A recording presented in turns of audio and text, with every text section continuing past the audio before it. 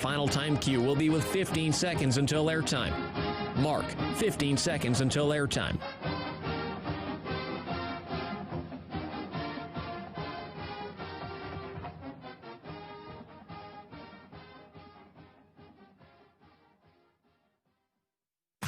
This is Duck Insider. Duck's going to pick it up, and here we go. Chuck. Oh, how about that? Score. How about that? Oregon repeats as the Pac-12 champion. Omarui for three. Yes! Oh, and a steal and slam for Williams. Duarte to the basket. The slam. For the third time in the last 5 years, the Ducks are Pac-12 champions. Outright champ. Foley three. Goal! Volleyball. Left wing. Pow. Yeah, boom, boom. Regular season champions, and now Pac-12 tournament champions. Welcome to Duck Insider. We're just getting started.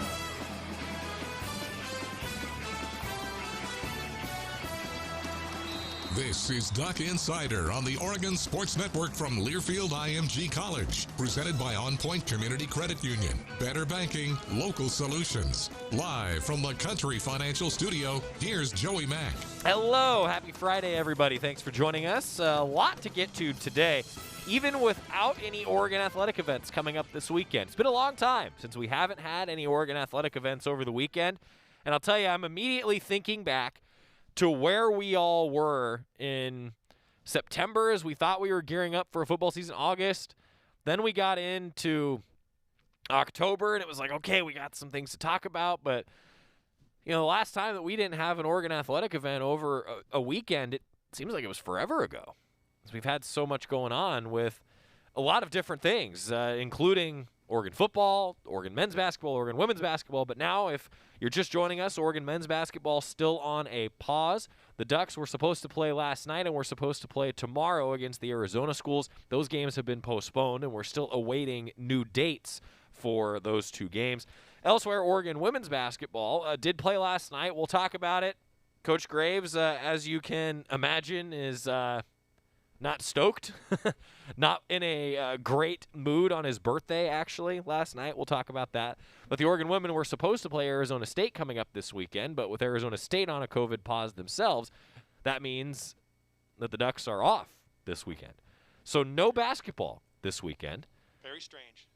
There is some Pro Ducks activity with NFL football and NBA basketball, but yeah, it feels weird.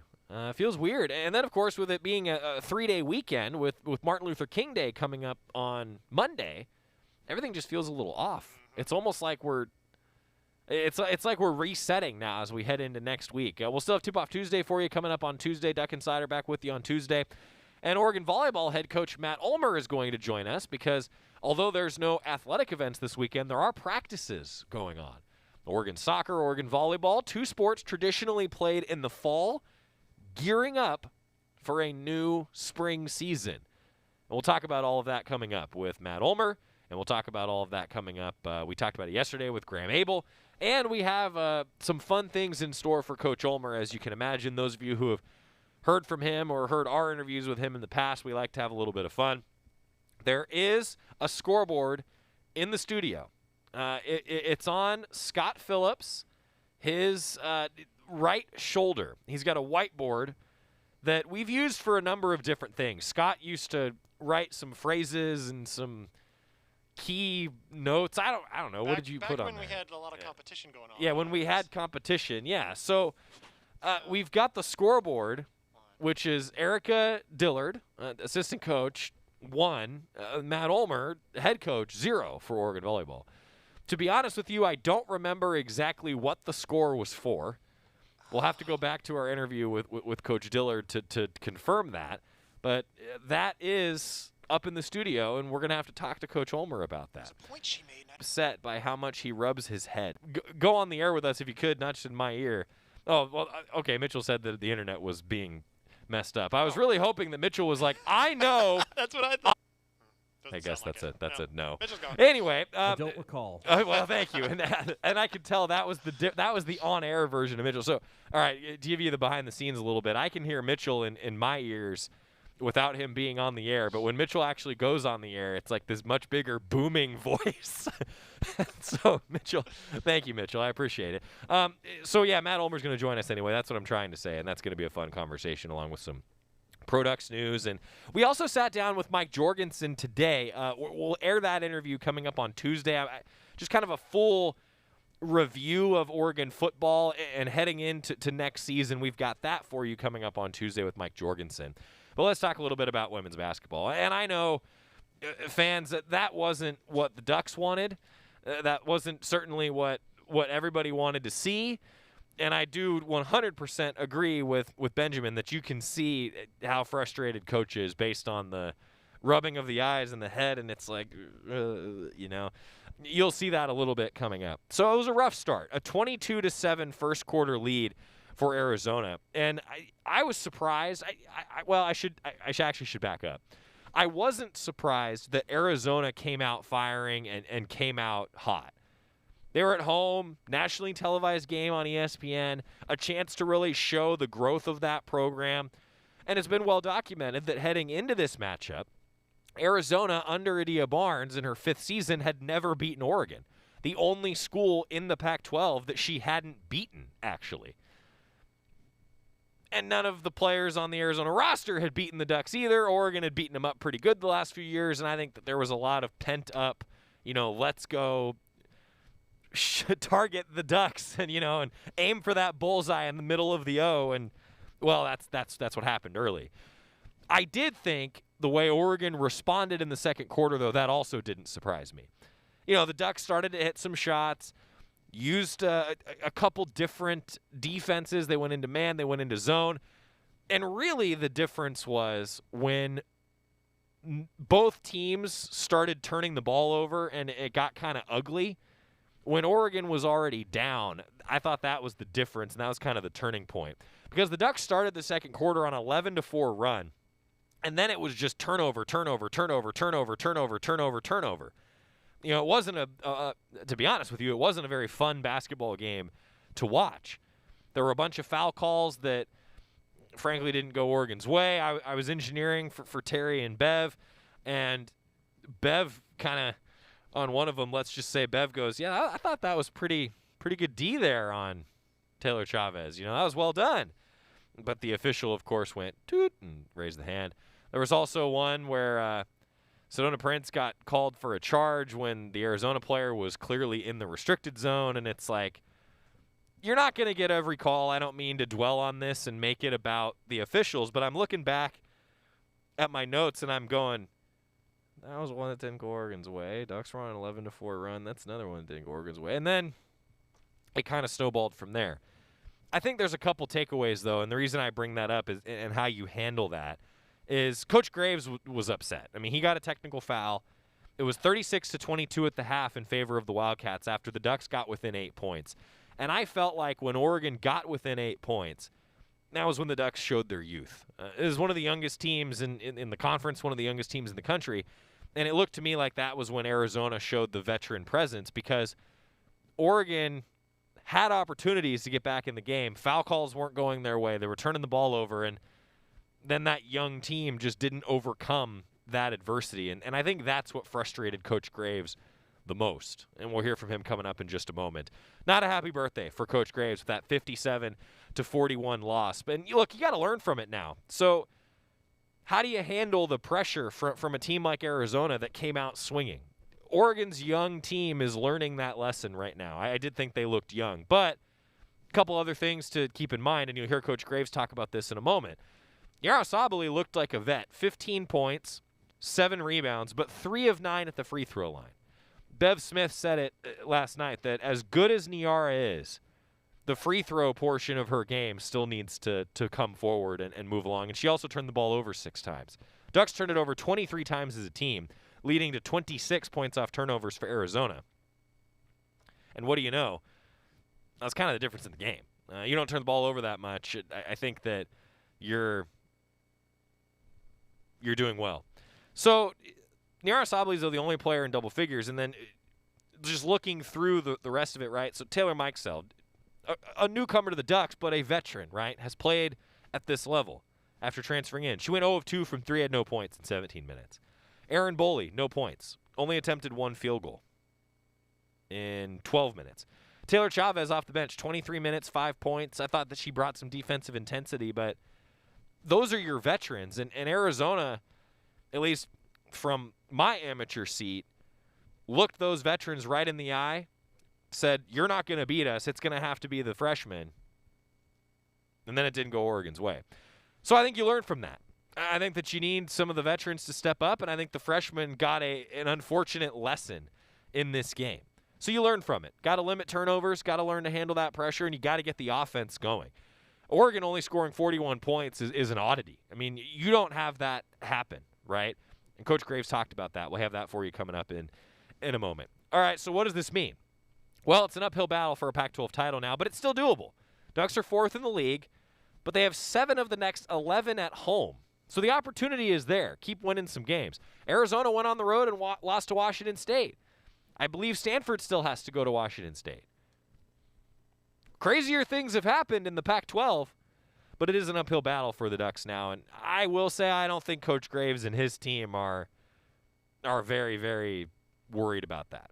They're just trying to worry about next week. Coach won't use this as an excuse, but it is still a young team that's learning, and he said it last night. They played young. The positive news,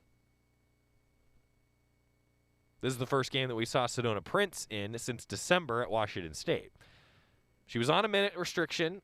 We knew heading into the game that she was going to get some run, and she did. And I thought that without practicing all week to get her in there, and she still looked like the Sedona Prince that we expect, if she's able to work her way back, be healthy, huge, huge for the Ducks. I actually said yesterday, and this wasn't just me being coy, like this wasn't me trying to, if anybody from Arizona was listening, to like throw them off.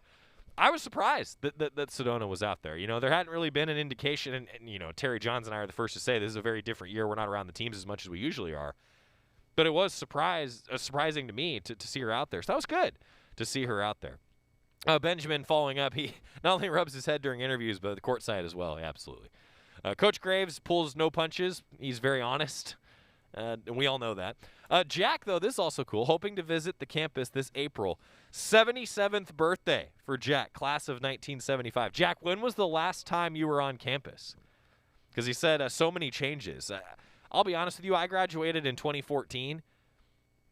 If I didn't work here, and I was coming back to campus, I'd be like, yeah, there's a lot of changes. You know, Bean Hall, the dorms have been rebuilt. The new Hayward Field, Jane Sanders Stadium, the Student Rec Center, the night campus. Updates to a few other academic buildings around campus. I mean, yeah, there's been so many changes to Oregon. I remember when I was in school and Allen Hall got its renovation, the journalism school. And there were people that came back for the opening of Allen Hall, which happened when I was a sophomore.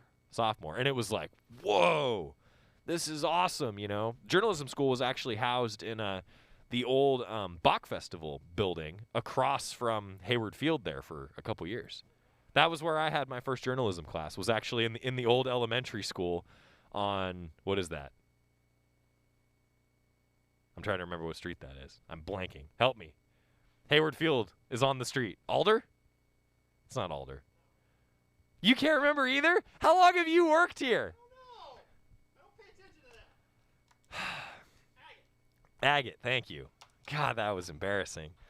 That was a senior moment right there from a... We just haven't been down there to cover any events in so I know, long. I forget. Shoot, when was the last time I was on Agate Street? I lived on Agate Street for a while. Well, you go there for Hayward. You go usually pass it for The Humpy MKA. Lumpy Lawn used to be there. Yeah, that's gone, right? Yeah, they're building things on it. Yeah. Anyway, we digress. Quick timeout. Jeez, that was embarrassing. I still remember my dorm address and what dorm number I was in, but I couldn't remember the name of the road. My sister just sent me a text, Agate. She's like, and my sister didn't even go to Oregon. And she said, even I knew that. Oh, everybody who's watching or listening is like, Agate! Sorry, Yelling. everybody. Wow. That, I will say, that street hasn't changed, okay? That's not just me. I should say, that is just me. Yeah. We need to take a break. All right. When we come back, Kelly Graves. Look, an honest conversation with Kelly Graves post-game. Also some updates to the NCAA and how they're going to be doing the bracketing for March Madness this year. It actually just makes so much sense. Back after this on the Oregon Sports Network from Learfield IMG College. Hi, welcome to the Spicy Drive-In. May I take your order? Can I get the spicy chicken sandwich, The please? spicy chicken is an excellent choice, sir. And to drink? Whatever's fine. Oh, may I make a beverage pairing recommendation this evening? Sure. If we are feeling especially bold tonight, sir, I would recommend the Mountain Dew with that. It's bravely unrestrained with a very alive aroma that pairs wonderfully with your spicy chicken. It's followed by a hint of zesty citrus flavor. Yeah, that sounds amazing. I'm sure you already know this, sir, but remember to appreciate the nose first by giving the Mountain Dew a little swirl to relieve volatilize it. What? To change the flavor compounds and activate your taste buds to get them fully primed for that chicken sandwich. It's delicious. Now you're getting the hang of it. The muscular flavor charge characteristics of Mountain Dew make for an absolutely epic mouthfeel when paired with spicy cuisine. It is quite on point, sir. Dude, it's a perfect match. Like they were made for each other. So true, so true. When you want to make good food bolder and bold food better, do the Dew. Your daily dose of Oregon athletics. This is Duck Insider from Learfield IMG College. Hey everyone, let's all stop what we're doing and take a moment. You see? Every moment can be kind of special. But they can be loud moments, goofy moments, dorky moments, it doesn't matter. Because every time dads like us take a moment like that to spend with our kids, well, it's pretty momentous. So let's take a moment to make a moment. Call 877-4DAD-411 or visit fatherhood.gov. Brought to you by the U.S. Department of Health and Human Services and the Ad Council. Hello, it's me, the designer jeans in the back of your closet. What happened to us? I used to summer in the Hamptons, and now I'm stuck behind a pair of sweats. Okay, maybe I never really fit you right, but I got a lot more Sunday fun days left in me. So take me to Goodwill, where I can really make a difference. Your donations to Goodwill create jobs, training programs, and education assistance for people in your community. To find your nearest donation center, go to goodwill.org. Donate stuff. Create jobs. A message from Goodwill and the Ad Council.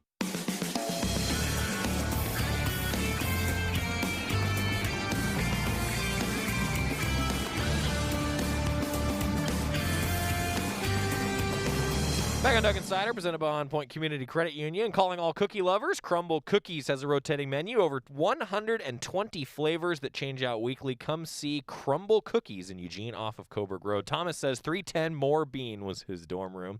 1970 to 1971. That's pretty cool. I still remember mine, too. Jack said the last time he visited Oregon, 1980, Villard Hall still had bats flying around. Yeah, there's always some stories like that, right? Meanwhile, Oregon women's basketball, look, we know that now this is a game that in some ways you flush it, but you can't completely flush it without learning from it. And I think that's what the Ducks are doing over the next now 24 hours or so. Coach Graves met with the media. He started on the postgame show with Terry Johns and Bev Smith, and he had a very honest conversation about what the Ducks didn't do well and how Arizona took it to them in that 57-41 loss. Now, how did the Ducks learn from that? Coach Graves on that, and as you can imagine, a whole lot more. Arizona kind of had their way with you today. They did. Yep, they were the aggressors. We played on our heels the whole game. We played scared. We turned the ball over. Really, there was very little good that came out of the game. I did think that our defense, by and large, was pretty good. That's something that we can build on. But, you know, I'm an offensive coach, and I don't think I've ever had a team that looked that undisciplined and scared ever. Maybe since community college, and even most of my community college teams could have put up 41. Yeah, Coach, one of those games where you just want to make some closing remarks, and then you got to move on and learn from those lessons. That's for sure. And I think they just did play a little bit too fast. And you know, it's learning in the heat of the fire for this young team. And I think you guys, as a coaching staff, will take them through those hard lessons and get them out on the other side of this to perform a little bit better. They know what's coming at them, and they know and can feel that pressure that maybe you haven't been able to assimilate in practice. No, we don't. You can't simulate it. You know, that's the bottom line. We can't simulate it, but that's no excuse. Our kids know better than to, you know, some of the times couldn't even get the ball inbound. Seriously? you know, your kids' sports kids know how to get the ball in bounds against pressure. I'm really disappointed. I was at a loss, and it wasn't just one or two. It was basically everybody. We had a couple of bright spots. We put, you know, some possessions together here or there. I'm not saying it was all negative, but we got to play better, you know, and thank God it was on national TV. That was good. Kelly, recognizing that youth is a factor, but it's not an excuse. What do you go back to and turn to in terms of you can't crack the whip all the time to get the message across? So what lessons, what times in your past do you turn to?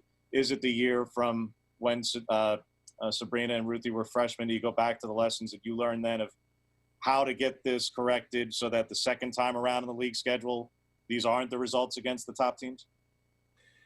I hope, yeah. I mean, we had some games like that back then. I just think we're too good to have that right now. I mean, I'm sorry. How do you get 100? You score 100 on Cal. I get it. Cal's not Arizona, but at the same time, you know, I just think we play really well as front runners. But when things get tough and teams get physical against us, we have not shown that we can respond, consistently. We've just got to get better at that. Yes, we do. That goes without saying. That was kind of a meaningless comment, really. I think we just watched 40 minutes of that. Again, we just got to recenter our thinking. We got to make practices more competitive. I think the time has come for me to really just kind of tighten the rotation and say, you know what, this is what we're going with. If you're not in the rotation, work harder and find a way in, find a way to contribute. And I'm trying to keep, a lot of kids happy and give them a chance. And I get it. This is what I wanted to do. But I thought it showed its ugly head tonight. And we just never got any kind of rhythm. And we were on our heels all night, James. Another game where the third quarter wasn't much better. I think out of the second quarter, you guys showed some things, cut to 7, and then that third quarter was just as bad as the first. Is that kind of part of what makes it so frustrating? Well, but I thought tonight we defended well enough to win this game. So when you say it was the third quarter, well, we defended well, I thought, for the most part. We had a couple of lapses here and there. I thought we did a good job on Aerie until late that second quarter. But the third quarter, we came out, you look at our first few possessions, I thought we got decent looking shots. We got, good shots. We made some stops, back-to-back stops. We just couldn't, since our offense was so ugly, we couldn't get back in it. I thought we had the opportunity to. Our free throws were awful. We missed some pretty good looks early. We didn't shoot it well from range. And credit Arizona, man. They put pressure on you. They make it hard. They run everything that they want, But when we try to run something, we can't even get the ball in bounds or can't get it to a wing to initiate the offense. Or when we try to set a screen, we're pushed. And, and then we get called for the offensive, the bad screen. So just a lot of things we've just got to get better at and pay attention to those details. Kelly, are you surprised that some of your older players that have proven it before, Boley and both Taylors, are kind of struggling as well right now? Yep. Bottom line is they got to get better. They got to do better for us. In these kind of games, we need them.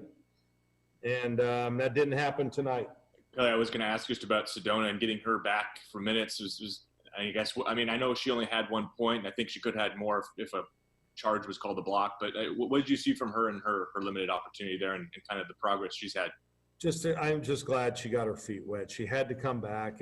She hadn't even practiced. So, we threw her out there today after maybe 10 minutes total of practice. So, she doesn't have the strength. She wasn't able to get deep position. They're really physical. We didn't do a good job of getting it to her. Heck, we couldn't get it to the second line of our offense all night long.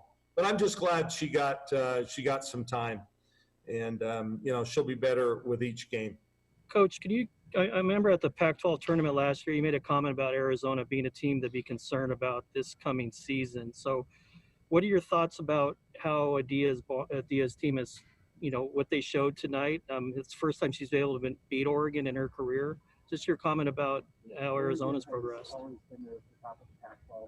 They lost last game. They beat us. That's all I can, they're a good team. They've got veterans. They've got grad transfers. They've got, Aaron McDonald's a fifth-year senior who's going to go top 5 in the draft. I mean, they have a really good team, and they play really hard.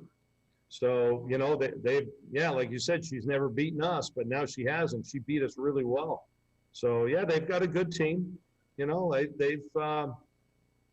in the thick of it, I guess. And, yeah. I was just going to ask you, just kind of globally now, looking at the season, I know it's a lot of games left, but in terms of winning a 4th straight conference championship, it's going to be an uphill battle. Just kind of how have you addressed that with your group? I'm not that too worried about that right now. We just got to get better. Heck, if we play like this, we're not going to win another game all year. That's the honest truth. I mean, we can't be great front runners. Last week we put 100 up on Cal, and I know Cal's not Arizona, but you can't listen. We've got to be better now. We've got to be able to win tough, hard-nosed, drag-out games, and we played young today. I coached young. I didn't coach a good game. I didn't have them prepared, but defensively, I thought we had something to build on. We out-rebounded them by 11, but god dang, we had 23 turnovers, so there were a lot fewer shots for them to go rebound. So, we'll hopefully bounce back. We better. This is gut check time. I think it is gut check time for Oregon women's basketball, and frankly, sometimes young teams need that. That's what makes you better, and you learn from that loss. All right, so now you flush it, you move on. Take a few days to practice and get ready for next week for Oregon women's basketball. That's all coming up. Next, though, joining us via the University of Oregon Alumni Association guest line is a man who is down 1-0 on the scoreboard here in the studio. Matt Ulmer joining us. Oregon volleyball head coach. He has no idea what I'm talking about. We're going to tell him when we come back to the Country Financial Studio after this on the Oregon Sports Network from Learfield IMG College.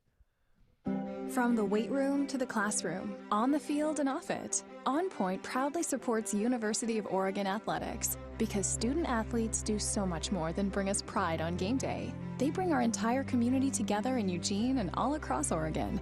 So whether you're watching the game in the stadium, at home, or at your favorite local business, their success makes all of us stronger. On Point Community Credit Union. Join in. OnPointCU.com. Federally insured by NCAA. Equal housing opportunity. As my family continued to grow, I realized I'd have to replace my beloved Jeep with something that has, well, more seats. I'm Jason Hines, Country Financial Rep and father of 7. Whether you're upgrading from your sporty ride with no room for a car seat or finally replacing your well-loved beater that still has a cassette player, you'll want the right protection for your new car. Work with a Country Financial Rep like me and get the protection you need at a price you can afford. Learn more at TakeSimpleSteps.com or contact a local Country representative. You're listening to Duck Insider. Duck Insider on the Oregon Sports Network from Learfield IMG College. Okay, forest animals, kids are coming to the forest, and it's up to us to make their visit a good one. Sparrow, have you practiced the most popular bird songs for the year? Of course. Catchy. I like it. River, how's the temperature? It's a refreshing 52 degrees, man. I love it. Turtle. He's not here yet, man. He's late every morning. Okay. Squirrel. The forest has been preparing just for you. To learn more about cool things to do in the forest, visit discovertheforest.org. Brought to you by the U.S. Forest Service and the Ad Council. Long ago, you wouldn't think of galloping on a horse while doing calligraphy, and you wouldn't have attempted to ride your bike while typing a letter. Yet you think you can safely operate a multi-ton vehicle while texting? Behind the wheel is no place to multitask. If you want to BRB, drive now and text later. Lives depend on it. Visit StopTextStopWrecks.org, a message brought to you by the National Highway Traffic Safety Administration, Project Yellow Light, Noise, and the Ad Council.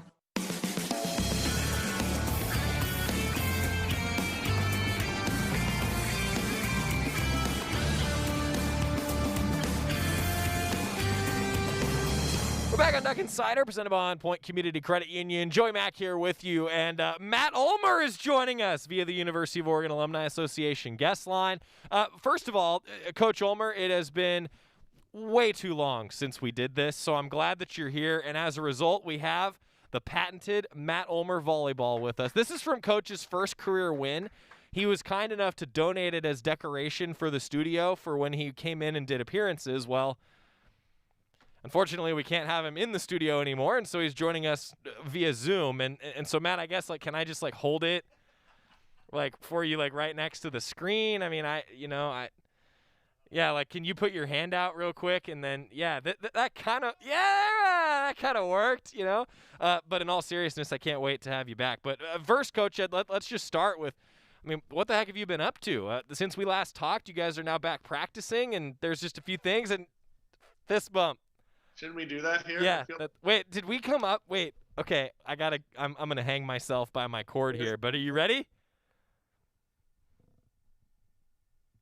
No, we can't. We messed. We can't. It's difficult to do handshakes through a computer monitor. It's been a while too. It has. Do you remember the handshake exactly? Not a chance. No. Okay, good. Well, I'm glad that I'm not the only one. He let me off the hook there on that one. Okay, so for those of you who don't know, this is Matt Ulmer. He's the Oregon Volleyball head coach. We like to have a lot of fun. Are you wearing socks and sandals? I'm wearing socks. That's good. That's halfway there, I guess. A little chilly for the sandals. Fair enough. Yeah, I understand. So we were trying to remember exactly what the scoreboard reflected, but we have it here in the studio, and Matt, you'll be able to see it if you look in the upper right corner of your screen. Yeah, well, looks nice. It's displayed as, Coach Dillard 1, Coach Ulmer 0. Yeah. I have not gone back into the archives to remember exactly what Erica said she was leading you in, but we know that she is in the lead. I feel like this is one of those times where no matter what I say, I'm going to get in trouble, so I'm just going to let that go. Wow, that is not what I expected. That is not what I expected at all. Matt Ulmer, Oregon Volleyball head coach, joining us. Hey, actually, though, this is pretty cool. I do want to talk with you about this. You're joining us from your new office at Matthew Knight Arena. So first of all, I know that the launch of the new offices, it hasn't quite been as big as we wanted to make it because of everything going on in the world, Matt. But that being said, it got to be a pretty tremendous facility. Tell us about it a little bit. Yeah, it's amazing. We're on the first floor. Volleyball is beach volleyball and indoor volleyball. We share the first floor, just off the practice courts. Again, I think probably the best part about it is it's an opportunity to connect with our student athletes better. Obviously, during these times, that's not as doable. We have to keep distance and can't really share the space together like we will. Sure. When things get better. But all of our student athletes live very close to the arena, and so now this is a chance where we can be together. We can do film together in this space and just connect. So it's wonderful, and then just to be over here where our athletes are and where the rest of our staff, the people we work with, is great. And then, I mean, it's just everything, that we do here is just top notch. And so it tells a really nice story of our program and its history, and same with the basketballs above us. So I know we're all just really thankful for it. Well, it's an awesome facility. I really look forward. I haven't gotten a chance to come through it yet, of course, with everything going on. And Scott and I have a path that we take from the parking lot right up to the studio every day, and then that's pretty much as far as we go in the Casanova Center these days. So I'm looking forward to seeing it, and to Phil and Penny Knight, I mean, just a tremendous gift, I know, and we can't say that enough, I feel like, for everything around here. You mentioned just getting closer to student athletes, Coach. I mean, that's got to be the coolest aspect of this, even in this landscape. In the long term, that's really going to help you guys as a coaching staff, isn't it? That you're more available to the student athletes being on campus where their classes are. Absolutely. Everybody's schedules are all over the place. We only get a certain amount of time to practice together during the day. So just when they want to do a quick pop-in, and that's the 15 minutes just to catch up and maybe go over something in practice or in the game. And this just gives us that opportunity. Just when we were in the Casanova building, the athletes just weren't around us as much over there. Not that even that's that far, it's just life happens. Mm-hmm. So now we're very much more in their footprint. And so the availability is definitely better. You need some decorations on your walls though. So do I have to give you your ball back? So August Rasky is going to be making me a painting that's going to go right here. Oh, really? Yeah, that's awesome. Yeah. The rest is pretty decorated. So it's just really, I picked the one white wall.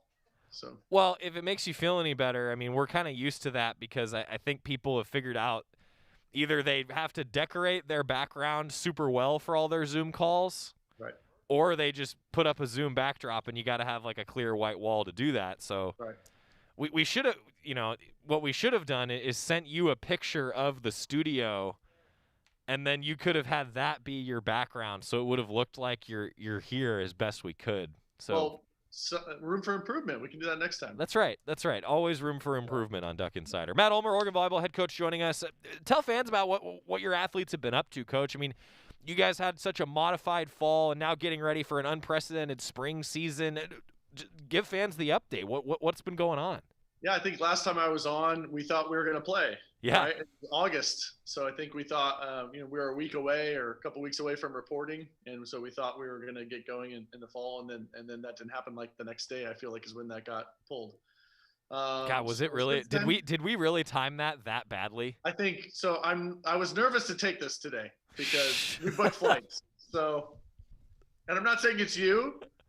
But you're not saying it's not me. Correct. Yeah, I'm not saying exactly. Thank you. All right. Well. So anyway, I missed you, so I felt like it was worth it.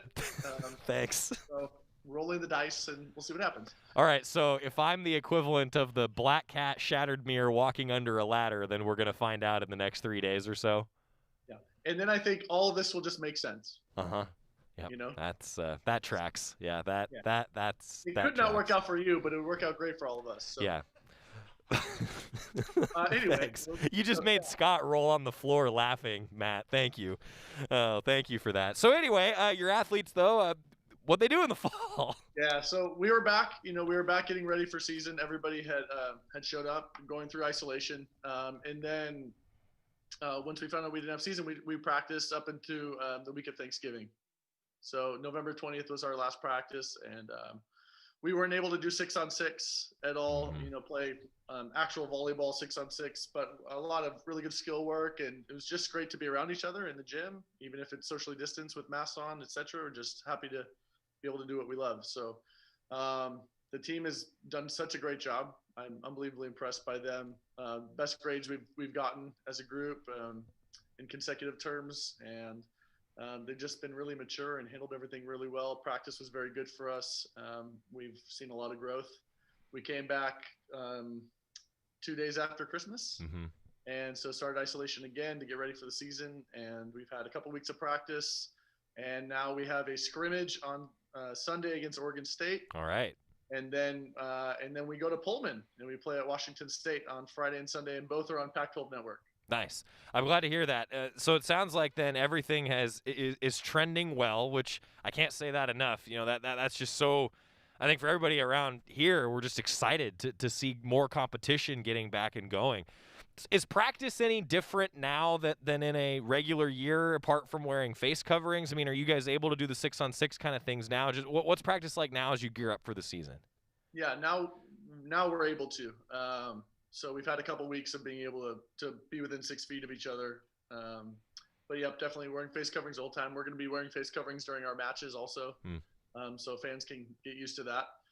So they'll get really good at reading the eyes, and the eyebrows. So, but yeah, I mean, we've been able to, the last 2 weeks, we've been able to have pretty normal practices.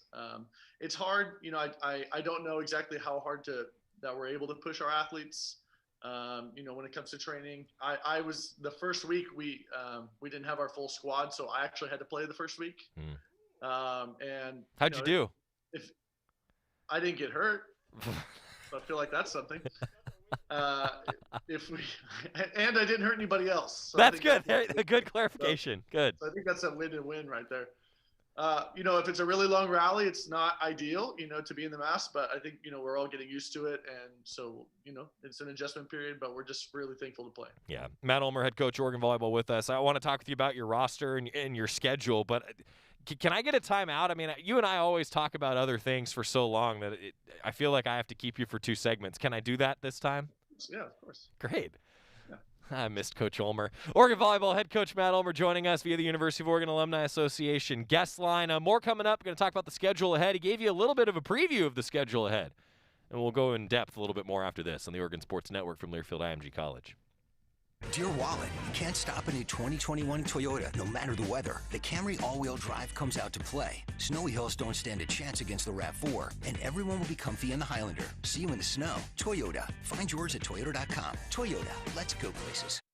From the weight room to the classroom, on the field and off it, On Point proudly supports University of Oregon athletics because student athletes do so much more than bring us pride on game day. They bring our entire community together in Eugene and all across Oregon. So whether you're watching the game in the stadium, at home, or at your favorite local business, their success makes all of us stronger. On Point Community Credit Union. Join in. OnPointCU.com. Federally insured by NCAA. Equal housing opportunity. Dear Wallet, can't stop a new 2021 Toyota no matter the weather. The Camry all-wheel drive comes out to play. Snowy hills don't stand a chance against the RAV4, and everyone will be comfy in the Highlander. See you in the snow. Toyota. Find yours at toyota.com. Toyota. Let's go places. This is the Oregon Sports Network from Learfield IMG College.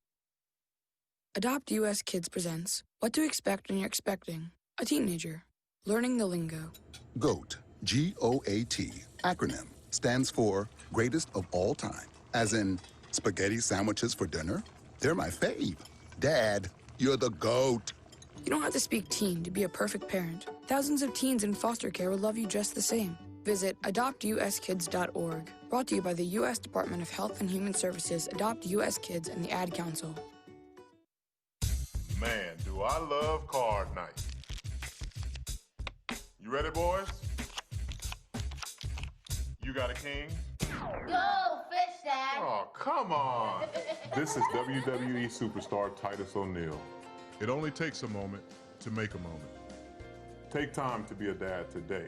Learn more at 877-4DAD-411 or visit fatherhood.gov. Brought to you by the U.S. Department of Health and Human Services and the Ad Council.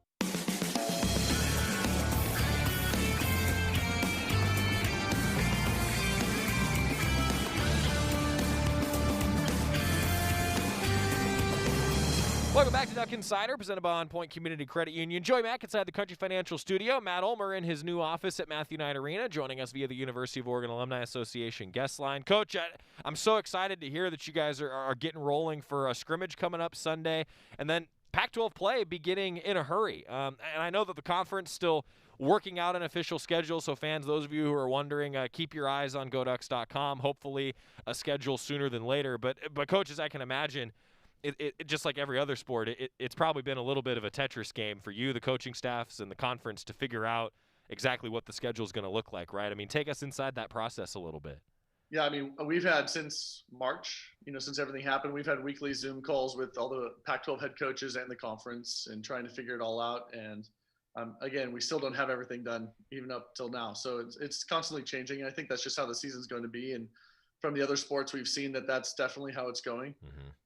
So, we are just trying to limit exposure the very best we can. We're trying to get as many matches as we can in for our student athletes who really want to play. And so, how best can we do that? And so what we decided to do is we're not going to go so this weekend we start in Pullman.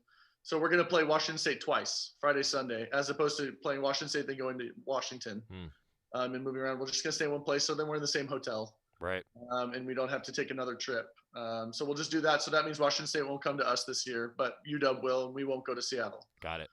So we're doing that, and we're just going to play a true double round robin. So we're playing all the teams twice, which normally we only have a 20-game conference schedule. We're playing 22. Got it.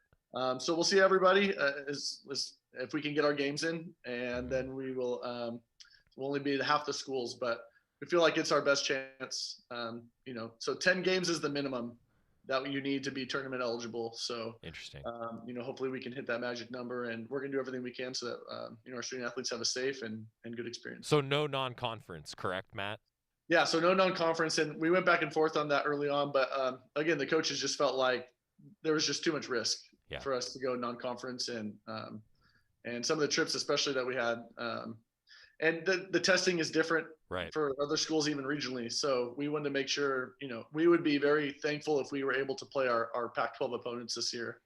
And if we're able to do that, throughout, I think that's a win. So the sprint to 10-0 begins next weekend. That's right. Yeah, That's right. I like that. Matt Ulmer, Oregon volleyball head coach, joining us. All right, what about the roster, Coach? I mean, you mentioned that the student athletes just really want to play. That's the vibe I've been getting from listening to other interviews like this around the country. Obviously, doing these interviews with folks like yourself, talking with student athletes. I mean, I just get the feeling that everybody. There is a risk involved. We all know that, but the competition is really what fuels a lot of these student athletes. Is that kind of what you're feeling from your team right now? Yeah, I mean, we haven't seen another team on the other side of the net since Thanksgiving 2019. Wow. So we are since the day after.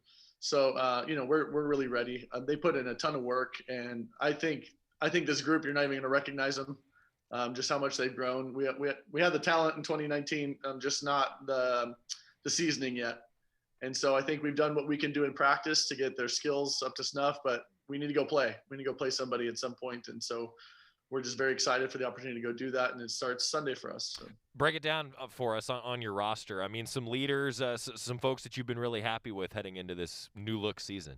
Yeah, well, Taylor Borup's back and healthy. So the last time she played for us was the Elite Eight in 2018. Right. She was a big part of that run for us. So it's great to have her. Just a really calming presence for everybody, and she can just play the game really well. And she's a leader. So just having her out there is huge. Brooke Nundeviller has done an amazing job just getting in even better shape than she's been and trying to become a more prolific attacker and score. I think we're going to be able to give her a lot more help this year in the serve receive department, so then she can work on scoring more. We just have a lot more depth and quality depth than last time you saw us. So no Ronica and Willow anymore. They're gone and they're playing pro and they're doing great.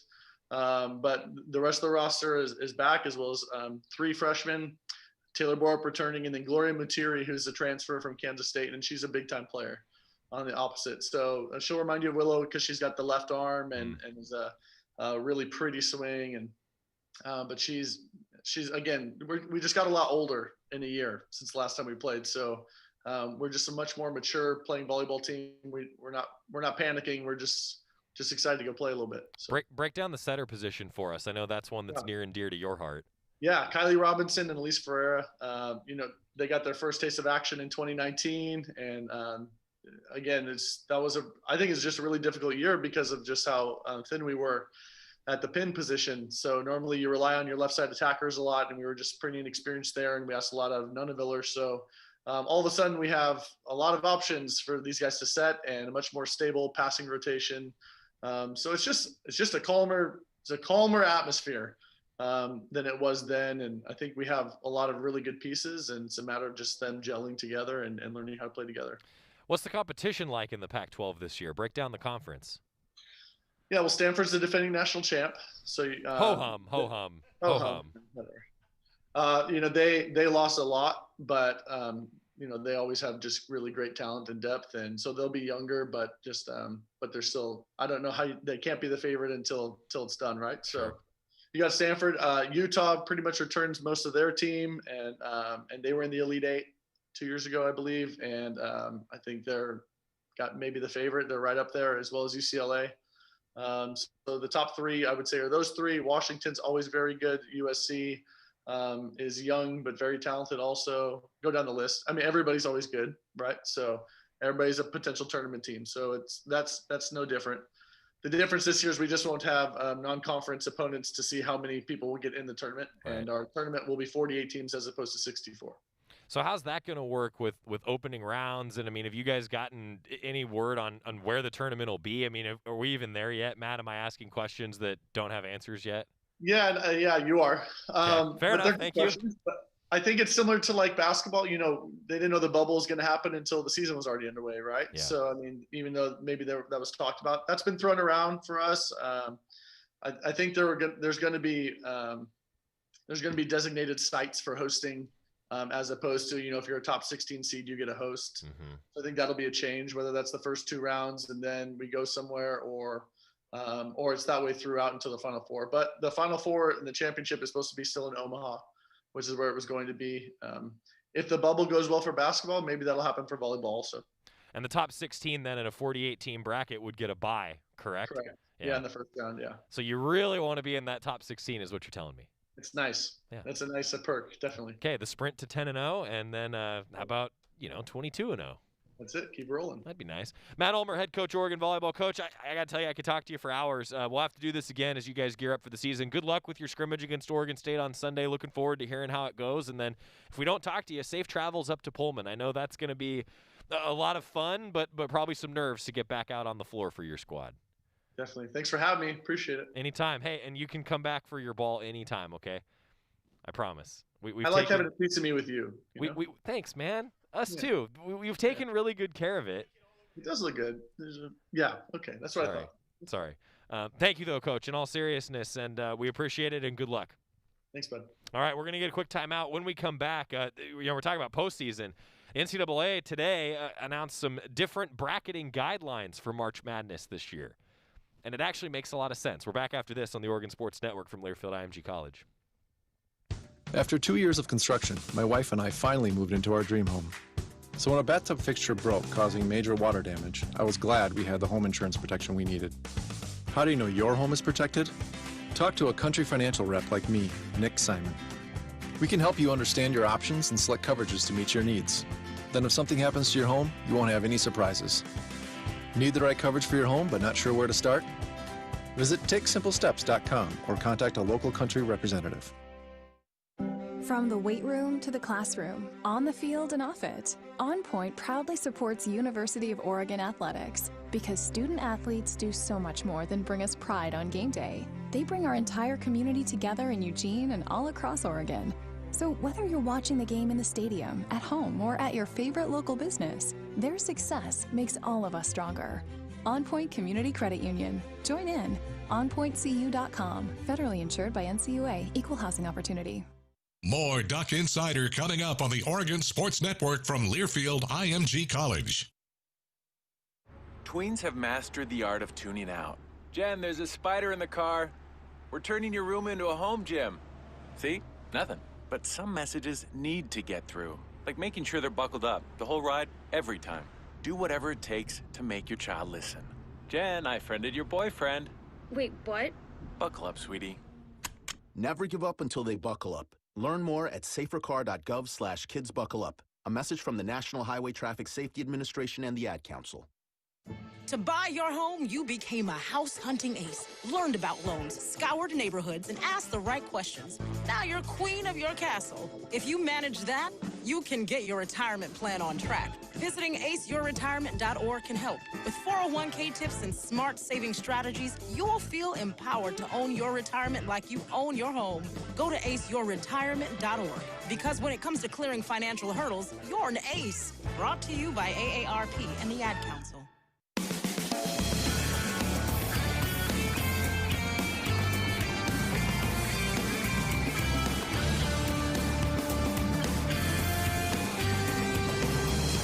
We're back on Duck Insider, presented by On Point Community Credit Union. Joy Mack with you inside the Country Financial Studio. Thanks to Matt Ulmer for joining us via the University of Oregon Alumni Association guest line. Every Thursday at Hoodoo, you can ski and ride from 9 a.m. to 9 p.m. for only $25. Check out hoodoo.com, and they'll see you next week at Hoodoo. Go Ducks. So we've got some updates to the men's basketball schedule. Still on a pause for team activities with the 3 games now being postponed. The Arizona games don't have makeup times for yet. The UCLA game, instead of being played in Eugene, unfortunately, is going to be played on February 1st in L.A. The Ducks were already scheduled to be in Los Angeles that weekend playing UCLA, then USC. Now it's going to be a in Los Angeles road game for the Ducks on February 1st against UCLA. That's one of the changes to the now 9-2 Oregon men's basketball schedule. And then Oregon State, we've got a tip-off time. The Ducks hope to be able to resume practice next week. January 23rd, 7:30. Next Saturday, the Ducks would play the Beavers. That's the schedule ahead. And then we also do have tip-off times for the LA road trip that I alluded to.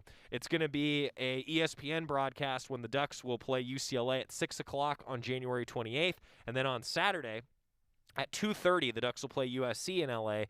on the 30th. That one will be televised on Fox. And then Monday's game against UCLA will be on ESPN2 at 2 o'clock in the afternoon, which means for us, no Duck Insider on that Monday the 1st because we'll be doing a basketball game.